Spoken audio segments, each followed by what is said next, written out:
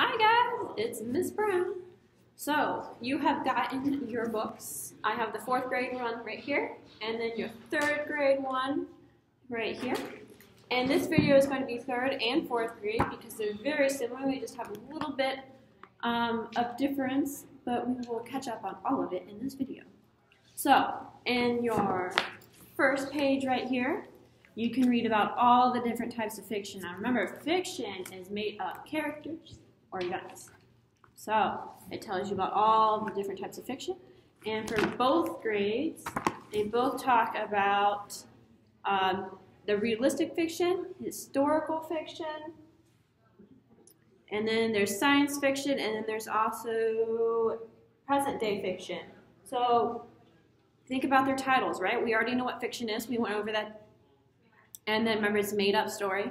And then there's the different categories. So when you see science, it's made-up stories about science. When you see history, it's the made-up stories about history. So look at the words too and kind of use it. Think about the strategies that we talked about with context clues and all of the other different, we did 2 or 3 different strategies on context clues. So think back to that and apply it to this. So then you can also read about all the different types of the parts that are in the story. So you have character, setting, plot, point of view, illustrations, and theme. And then there's also context clues, guys. Exciting stuff. So we are going to start our book for our mini lesson here. It's an awesome book. This book is called Mufaro's Beautiful Daughters, an African Tale. All right. Let's get started. So,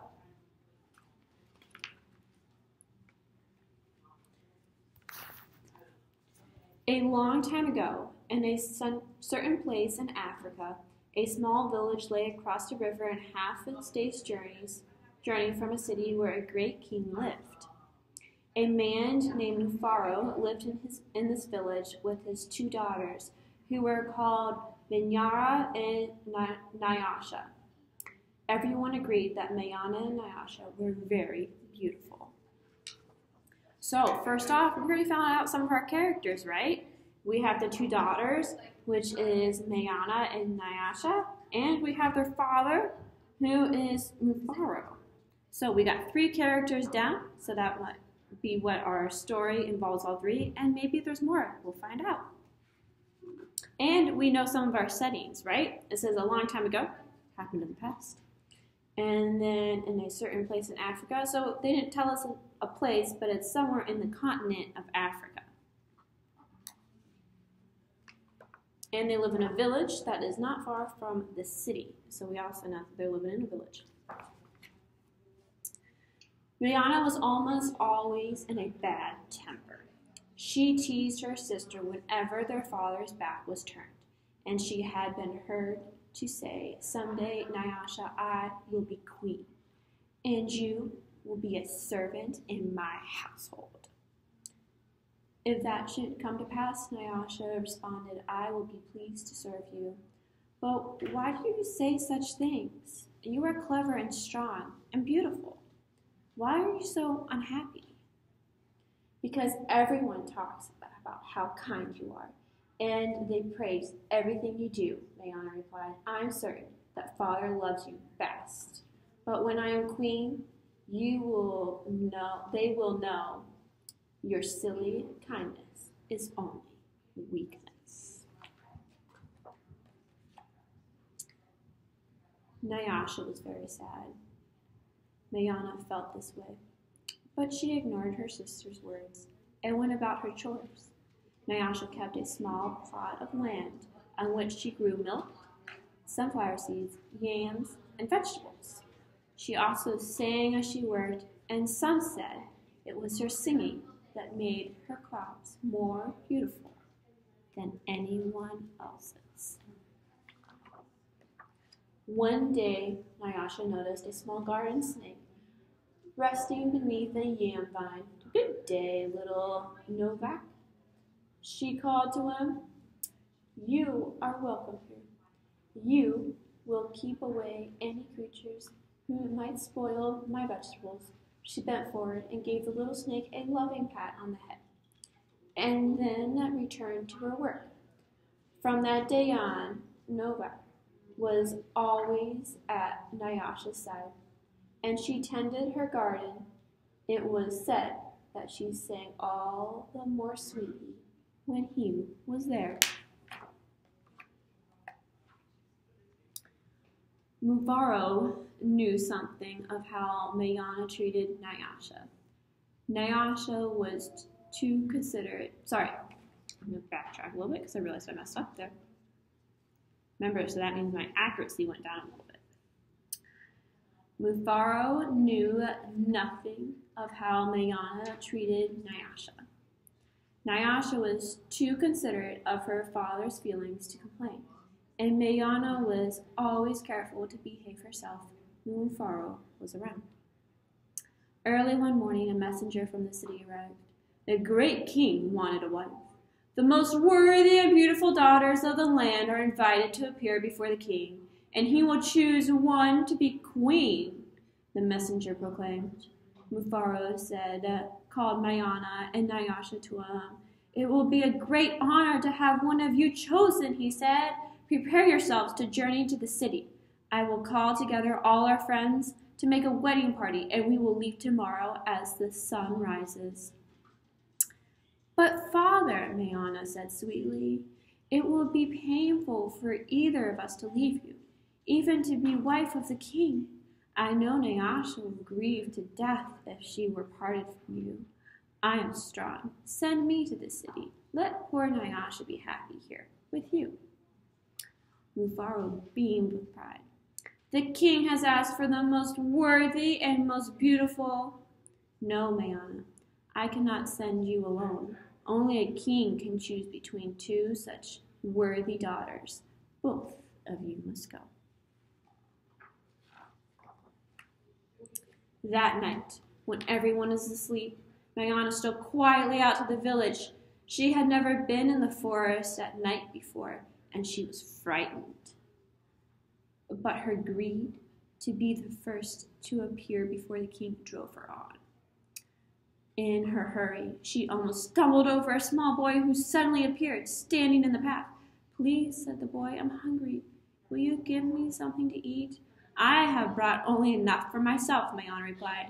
But please, said the boy, I am very hungry. Out of my way, boy. Tomorrow I will become your queen. How dare you stand in my path? After traveling for what seemed to be a great distance, Mayana became a very small clearing. There, silhouetted against the moonlight, was an old woman seated in a large stone. The woman spoke. I will give you some advice, Mayana. Soon after you pass this place where the two paths cross, you will see a grove of trees. They will laugh at you. You must not laugh in return. Later, you will meet a man with his head under his arm. You will be polite to him. How do you know my name? How dare you advise me, your future queen? Stand aside, you ugly old lady, Mayana scolded, and rushed on her way without looking back. Just as the old lady had foretold, Mayana came to a grove of trees, and they did indeed seem to be laughing at her. I must be calm, Mayana thought. I will not be frightened. She looked up at the trees and laughed out loud. I laugh at you, trees, she shouted, hurried on. It was not yet dawn when Mayana heard the sound of rushing water. The river must be up ahead, she thought. The great city is just on the other side. But there on the rise she saw a man with her head tucked under his arm. Mayana ran past him without speaking. A queen acknowledges only those who please her, she said to herself. I will be queen. I will be queen, she chanted as she hurried on towards the city. Nyasha woke as the first light of dawn. She put on her finest garments.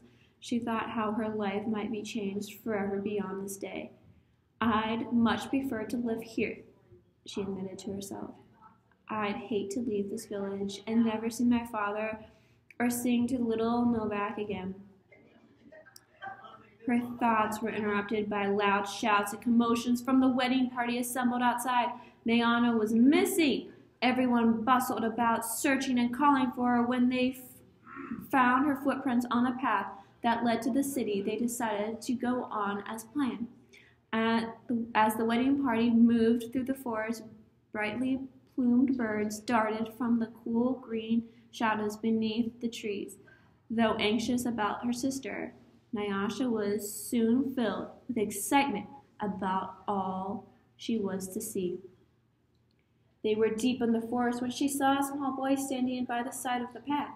"You must be hungry," she said. She handed him a yam she had brought for her lunch. The boy smiled and disappeared as quietly as he had come.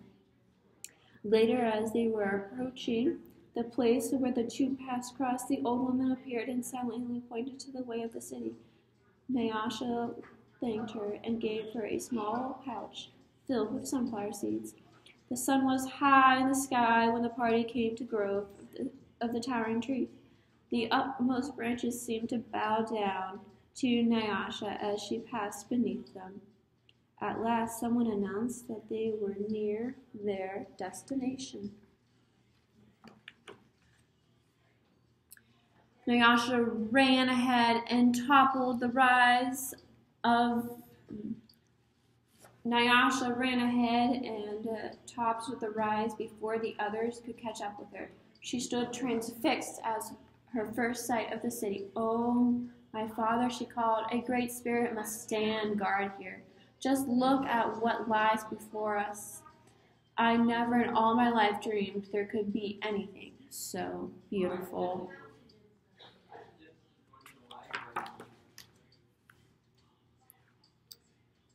Arm in arm, Nyasha and her father descended the hill, crossed the river, and approached the city gate. Just as they entered through the great doors, the air was rent by piercing cries, and Mayana ran wildly out of the chamber.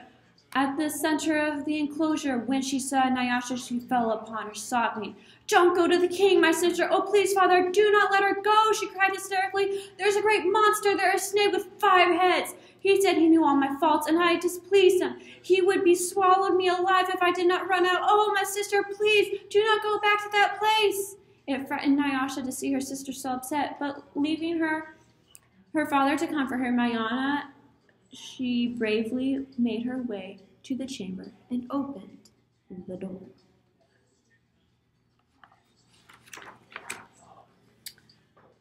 On the seat of the great chief stool lay the little garden snake. Nyasha laughed with relief of joy. "Oh, my little friend," she exclaimed, "it's such a pleasure to see you, but why are you here?" "I am the king," Novak replied. And there, before Nyasha's eyes, the garden snake changed shape.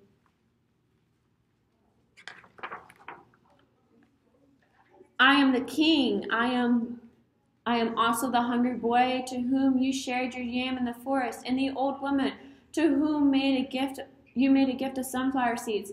But you know me best as Novak because I have become all these. I know you to be the most worthy and most beautiful daughter in the land. It would make me very happy if you would be my wife."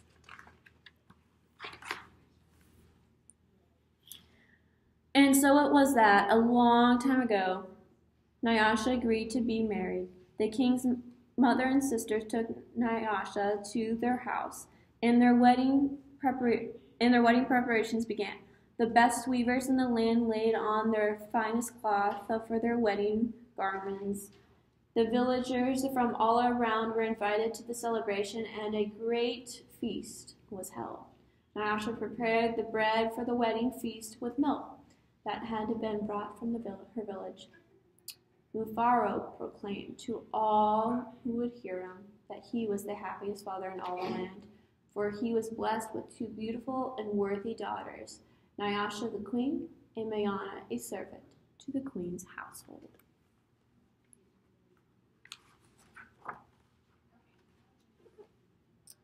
you have some graphic illustrations there.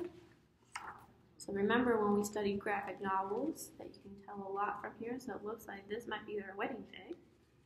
And these would also be more illustrations to give more information. So we know their city now because she now lives in the city with the king.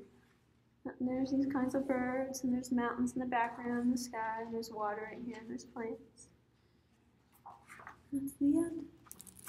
So, from this book, we first know our characters, what was really our characters in the book, and our main characters would be the two daughters, right?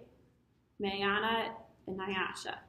And then we have the king, which is Mufaro, and then we have the snake, which is Novak.